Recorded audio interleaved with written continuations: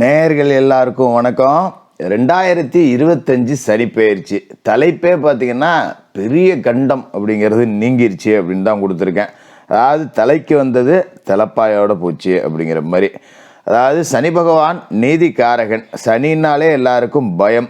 அப்படிப்பட்ட சனி பகவான் மார்ச் மாதம் 29ஆம் தேதி தன்னோட சொந்த ராசியான கும்பராசியிலிருந்து மீனராசிக்கு திருக்கணித பஞ்சாங்கப்படி பயிற்சியாக போகிறாரு. ஏற்கனவே மீனத்தில் ராகு இருக்கார். ராகுவோட போய் சனி சேர போகிறார். மார்ச் 29ஆம் தேதி இது நடக்க போகுது. ஆனால் மே 18 ராகு கும்பத்துக்கு ரிவேர்ஸில் வந்துடுறாரு. 1.5 மாத காலகட்டம் தான் ராகுவும் சனி சேர்ந்துருக்க போகிறாங்க. இதுதான் பெரிய கண்டம் நீங்கிருச்சுன்னு. ஏன்னா இவங்க தொடர்ச்சியாக சேர்ந்துருந்தாங்கன்னா பெரிய பிரச்சனை அப்படிங்கிறது உங்களுக்கு வந்திருக்கும். ஏன்னா ராகு அப்படிங்கிறவர் பயங்கரமான கர்ம வினைகளை நிறைவேற்றக்கூடியவர். முன்னோர்களோட கர்ம வினைகள். சனி பகவான் அப்படிங்கிறது நிகழ்கால உங்களோட பாவ புண்ணிய கணக்கை போடுறவர். இப்போ முன்னோர்களோட பாவ புண்ணிய கணக்கு ராகு கொடுப்பாரு, உங்களோட பாவ புண்ணிய கணக்கு சனி கொடுப்பாரு. 2 பேரும் சேர்ந்தலாம் இருந்தால் தாக்கு பிடிக்க முடியாத அளவுக்கு கண்டம் அப்படிங்கிறது வந்திருக்கும். ஒரு 1.5 மாதத்தில் அவங்க பெயர்ந்துடுறாங்க அப்படிங்கிறப்பயே, பிரிஞ்சிடுறாங்க அப்படிங்கிறப்பயே ஒரு பெரிய கண்டம் அப்படிங்கிறது நீங்கிடுது. சரி, சனி மீனராசிக்கு போகிறாரு. அங்கே இருந்துக்கிட்டு தன்னோட 3ஆம் பார்வையால் ரிஷபராசியை பார்க்க போகிறார். தன்னோட 7ஆம் பார்வையால் கன்னிராசியை பார்க்க போகிறார். தன்னோட 10ஆம் பார்வையால் தனுசு ராசியை பார்க்க போகிறாரு. இதனால் உங்களோட ராசிக்கு இந்த சனி பெயர்ச்சியில் என்ன நடக்க போகுது அப்படிங்கிறத பார்த்துருவோம். மீனராசி நேயர்களே, சனிப்பெயர்ச்சி 2025. இந்த சனிப்பெயர்ச்சியை பார்த்து அதிகம் பயப்படக்கூடிய ஒரு ராசிக்காரர்கள் அப்படின்னா அது மீனராசிக்காரர்கள் தான். ஏன் அப்படின்னா 7.5 சனியில் விரய சனியை முடிச்சிட்டிங்க. ஜென்ம சனி அப்படிங்கிறது உங்களுக்கு வரப்போகுது. அதாவது ஜென்ம சனி அப்படிங்கிறது தான் 7.5 சனியிலேயே மோசமான ஒரு காலகட்டம். இதை எல்லா ஜோதிடர்களும் உங்களுக்கு சொல்லியிருப்பாங்க. நான் ஒன்றும் புதுசாக சொல்ல போகிறது கிடையாது. ஆனால் இதில் கெடுதல் மட்டும்தான் நடக்குமா அப்படின்னா, கடவுள் ஒரு கதவை அடைச்சா இன்னொரு கதவை திறப்பார் அப்படின்னு சொல்லுவோம் இல்லையா? அப்படி தான் இந்த சனிப்பெயர்ச்சி அப்படிங்கிறது இருக்க போகுது. எதனால் இதை சொல்கிறேன் அப்படின்னா, நீங்கள் ஜென்மத்தில் ராகு அப்படிங்கிறவர் இருந்தார், களத்திரத்தில் கேது அப்படிங்கிறவர் இருந்தார். இப்போ சர்ப்பதோஷத்தோட பிடி அப்படிங்கிறதுக்குள்ளே நீங்கள் இருக்கீங்க. இப்போ மார்ச் 29, 2025 சனிப்பெயர்ச்சி நடக்குது. சனி பகவான் உங்களோட ராசிக்கே ராசியில் இருக்கிற கேதுவோட இணைய போகிறார். நல்ல வேலையா அடுத்த 19 நாட்களில் ராகு கேது பெயர்ச்சி அப்படிங்கிறது நிகழுது.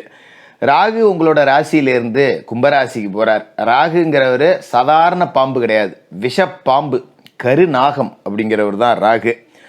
கேது விஷமற்ற பாம்பு, தண்ணி பாம்பு. அவர் ராசிக்கு 6ஆவது வீட்டுக்கு வராரு. இப்போ ஜென்மசனிலே இருந்தாலும் கூட நீங்கள் சர்ப்பதோஷத்திலேருந்து வெளில வரீங்க அப்படிங்கிறது ஒரு நல்ல செய்தி. இதை தான் கடவுள் ஒரு கதவை அடைச்சா இன்னொரு கதவை திறப்பார் அப்படின்னு நான் ஏற்கனவே சொன்னேன். இப்போ நீங்கள் ரொம்ப கவனமாக இருக்க வேண்டிய நாட்கள் அப்படின்னு பார்த்தீங்கன்னா 2025 மார்ச் 29 சனிப்பெயர்ச்சி நடக்கிற அன்னையிலேருந்து அடுத்து வரக்கூடிய ஒரு 20 நாட்களுக்கு நீங்கள் ரொம்ப கவனமாக இருக்கணும். ஏன்னா ஜென்மத்தில் சனி இருப்பார், ஜென்மத்தில் ராகுவும் இருப்பார். இந்த காலகட்டத்தில் நீங்கள் என்ன செய்யணும் அப்படின்னா, உங்களோட குடும்ப உறவுகள் அப்படிங்கிறதுல கவனமாக இருக்கணும். எப்பேற்பட்ட பிரச்சனை வந்தாலும் நான் அவமானப்பட்டா பட்டு போகிறேன், நான் தோத்தா தோத்துட்டு போகிறேன், நான் ஏமாந்தா ஏமாந்துட்டு போகிறேன் அப்படின்னு பல்ல கடிச்சிக்கிட்டு ஒரு 20 நாட்கள் ஓட்டுங்க. இந்த 20 நாட்கள் அப்படிங்கிறதுல பாகப்பிரிவினை மாதிரி முக்கிய முடிவுகள் எடுக்கக்கூடாது. சுபகாரிய பேச்சுவார்த்தைகள் நடத்தவே கூடாது. என்னதான் நெருங்கின சொந்தமாக இருந்தாலும் பொண்ணு கேட்குறாங்க இல்லை பொண்ணு கொடுக்குறாங்க, இந்த பேச்சுவார்த்தை இந்த 20 நாளில் தொட்டு கூட பார்க்காதீங்க. சொந்தம் அதோட அத்துக்கிட்டு போனாலும் சரி, இந்த 20 நாளில் பேச்சுவார்த்தை அப்படிங்கிறது நடக்கக்கூடாது. முதலீடுகள் அப்படிங்கிறது போடக்கூடாது. இந்த 20 நாட்களில் ரொம்ப ரொம்ப ரொம்ப ரொம்ப கவனம். வாழ்க்கையிலேயே மோசமான ஒரு 20 நாள் அப்படிங்கிறது. சரி, 20 நாளைக்கு பிறகு சனிப்பெயர்ச்சி எப்படி இருக்கும் ஜோசியரை அப்படின்னு நீங்கள் கேட்கலாம். இந்த 20 நாளுக்கு பிறகு நீங்கள் சர்ப்பதோஷத்துலேருந்து வெளில வந்துடுறீங்க அப்படிங்கிறது ஒரு மன நிறைவு அப்படிங்கிறத உங்களுக்கு கொடுக்கும். ராத்திரியில் படுத்தா தூக்கம் வராமல் கிடந்தீங்க. இந்த விரேசனி காலகட்டத்தில் கிடம் வந்துருச்சு. சில பேருக்கு தந்தையால் பிரச்சனை, அப்பனுக்கும் மோனுக்கும் ஆகவே அவளடா 7ஆம் பொருத்தம்டா, இப்படியாடா அப்பனும் மோனும் சண்டை போட்டுட்டு கிடப்பானுங்க அப்படின்னு 4 பேர் பங்காளி பார்த்து நம்மளை பரிகாரம் பண்ணுற அளவுக்கு சம்பவங்கள்ங்கிறதெல்லாம் 2.5 வருஷத்தில் நடந்திருக்கும். அப்படி இல்லைன்னா சில பேருக்கு அப்பா பிரிஞ்சு போயிருப்பார், இல்லைன்னா மயன் தனி கொடுத்துறம் போயிருப்பான், அப்பா தனி கொடுத்துறம் போயிருப்பார். சில பேருக்கு அப்பா பறி கொடுத்துருப்பீங்க, உலகத்தை விட்டே கூட போயிருக்கலாம். இந்த மாதிரியான சம்பவங்கள்லாம் நடந்திருக்கும். இப்போ ஜென்ம சனி அப்படிங்கிறது வருது பார்த்தீங்களா? ஜென்ம சனி என்ன செய்யும் அப்படின்னா, கொஞ்சம் ஏமாற்றும் உங்களை. யாரையும் நம்பி பணம் கொடுக்கக்கூடாது. பணம் கொடுக்கறதுக்கு உங்கள்கிட்ட இல்லைங்கிறது எனக்கு நல்லா தெரியும். ஆனால் ரொம்ப நெருங்கின சொந்தம், ஒரு வைத்திய செலவு, ரொம்ப நெருங்கின சொந்தம், நல்லா படிக்கிற பிள்ளை ஒன்று காலேஜுக்கு ஃபீஸு கட்டல பாவம், இப்படியெல்லாம் வரும் நம்மளை தேடி.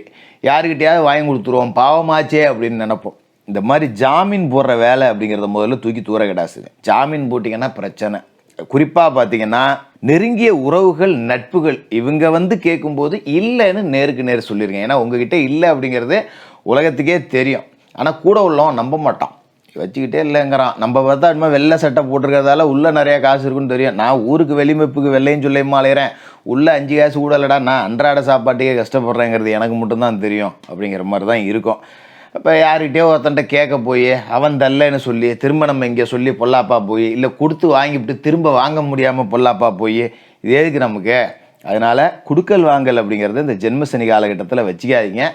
அதுமாரி சட்டத்திற்கு புறம்பாக வருமானம் வர்ற மாதிரி தெரியும். ஒரு 50,000 கொடுறா 2 லட்சமாக வந்துடும் நாளைக்கு அப்படிங்கிற மாதிரிலாம் ஆப்ஷன் வரும். அந்த 50,000மும் திரும்ப வராது, 2 லட்சமும் கிடைக்காது, 50,000மும் திரும்ப வராது. இந்த மாதிரி ஜென்மசனி காலகட்டத்தில் நடக்கும். அப்படிங்கிறதால சட்டத்திற்கு புறம்பாக எந்த வேலை அப்படிங்கிறதும் செய்யக்கூடாது. உங்கள் தேக ஆரோக்கியம் அப்படிங்கிறதுல ரொம்ப கவனம் இருக்கணும். சனி ஜென்மசனியாக வரும்போது வயிற்றில் கை வைப்பார். வயிறு தொடர்பான உபாதைகள் வரும், தொண்டை புண்ணு வரும், அல்சர் வரும், அஜீரண கோளாறு வரும். இந்த மாதிரி தான் சேட்டையை கொடுப்பாரு. நமக்கு தேவையற்ற பழக்கங்கள்லாம் வரும். ஒரு பீடி சிகரெட்டு குடிக்கிறேன், ஒரு கல் சாராயம் குடிக்கிறேன், இந்த மாதிரி பழக்கம்லாம் நம்மக்கிட்ட வரும். அதெல்லாம் கொஞ்சம் கட்டுப்பாட்டில் வச்சுருங்க. இல்லை ஜோசியரை நான் கட்டுப்பாட்டில் தான் வச்சுருக்கேன், ஏதோ மாதத்துக்கு ஒரு நாள் நல்லது கெட்டது இப்படி தான் ஆரம்பிச்சிருப்பீங்க, இப்படி தான் இருப்பீங்க. ஆனால் ஜென்மசனி காலகட்டத்தில் அது உங்களை தொடர விட்டுரும். அதனால் கொஞ்சம் கவனமாக நீங்கள் இருந்தே ஆகணும். விரயத்துக்கு ராகு போகிறாரு. இந்த மாதிரி வெட்டி செலவெல்லாம் பண்ணிக்கிட்டு இருந்தீங்க அப்படின்னா கடன்குடிய ஆக வேண்டிய வாய்ப்பு அப்படிங்கிறது இன்னும் கூடுதலாக வரும். அதில் கவனமாக இருங்க. சனி பார்வை அப்படிங்கிறது பார்த்தீங்கன்னா ராசிக்கு 3, 7, 10 இந்த 3 வீட்டில் விழுவுது. 3வது வீட்டை சனி பார்க்குறாருன்னா அண்ணன் தம்பி உள்ள சண்டை மூட்டி விட போகிறார், இல்லைன்னா பிரித்து விட போகிறார் அப்படின்னு அர்த்தம்.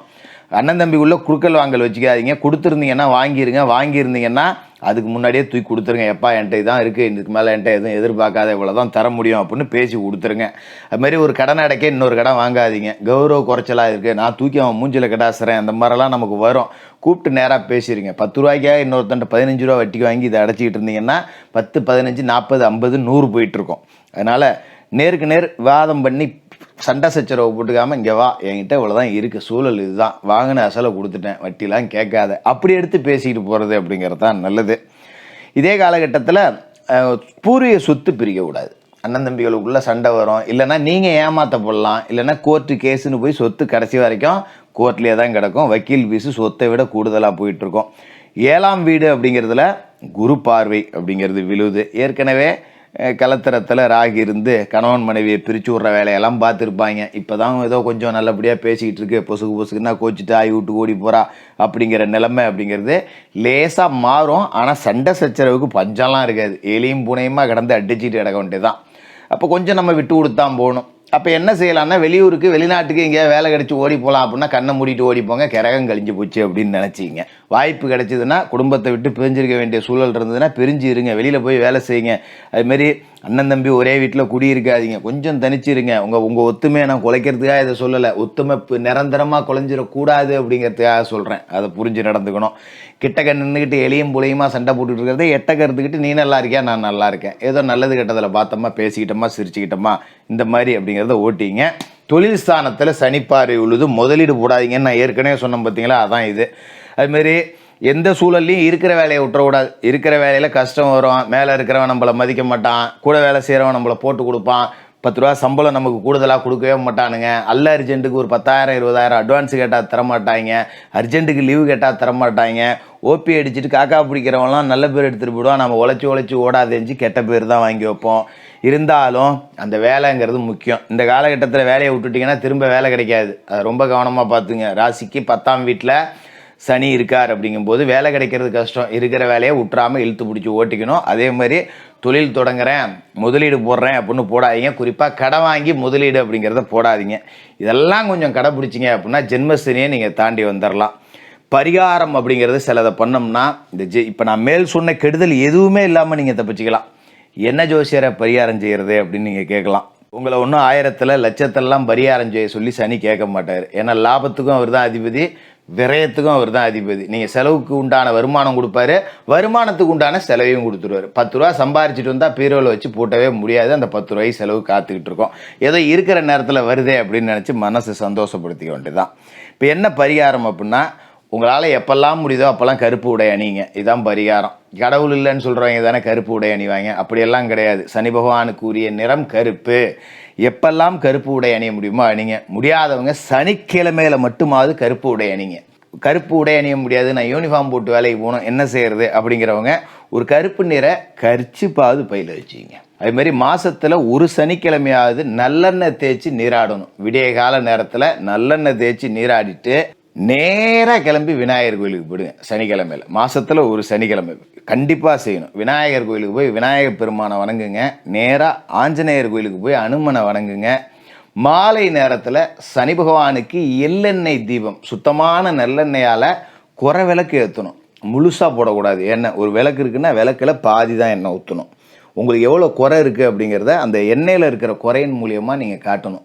முழுசாக போயிட்டால் நீங்கள் மனநிறைவோடு ஏற்றுறீங்க அப்படின்னு அர்த்தம். ஒரு காவாசி விளக்கில் எண்ணெய் ஊற்றிட்டு ஒரு எள்ளை ஒரு துணியில் முடிஞ்சு அதை வச்சிங்கன்னா கால்வாசிங்கிறது முக்கால்வாசி ஆகிடும். அப்போ குறை விளக்காக தான் இருக்கும். அப்படியே சனி பகவானுக்கு தீபம் ஏற்றி எந்த வேண்டுதலுமே வைக்கக்கூடாது. கருநிற காகமேரி காசினி தன்னை காக்கும் அப்படிங்கிற மந்திரத்தை 9 முறை சொல்லிட்டு சனி பகவானை வணங்கிட்டு மாற்றுத்திறனாளிகளுக்கு ஒருவேளை சோறோ, உங்கள் கையில் கிடைக்கிற 10 பணமோ, இல்லை ஒரு உடையோ, இப்படி ஏதாவது ஒரு உதவி அப்படிங்கிறத செஞ்சுக்கிட்டு வாங்க. இந்த ஜென்மசனி அப்படிங்கிற சாபல்யத்திலேருந்து நீங்கள் விடுபட்டுறலாம். சனி பகவானே உங்களுக்கு நன்மைகளும் செய்வார். மீனராசிக்காரர்களுக்கு வாழ்த்துக்கள்.